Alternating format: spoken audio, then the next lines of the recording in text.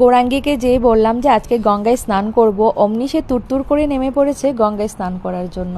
তো ওকে বললাম যে এই ড্রেস নয়, চলো আমরা ড্রেস চেঞ্জ করে আসি, তারপর গঙ্গায় স্নান করব। এবার আমরা ড্রেস চেঞ্জ করে চলে এসেছি, রাধেও চলে এসছে।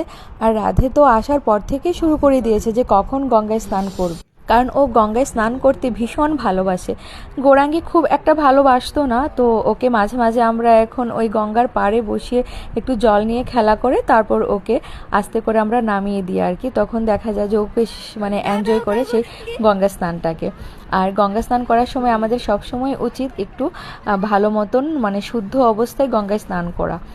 আবার আমাদের গঙ্গা স্নান কমপ্লিট হয়ে গেছে, এবার ইনি একটু বসে এখানে গায়ত্রী করে নিল। আমরা ভেবেছি যে আমরা এখনই বাড়ি চলে যাব, হয়তো গর্ণিতাই চাইনি, গর্ণিতাই চেয়েছে আমরা আরও কিছুক্ষণ থাকি, কারণ রাধের 5টা থেকে পড়া ছিল, তাই ভাবলাম চলে যাব। কিন্তু গর্ণিতার সেবা আরও কিছু বাকি ছিল,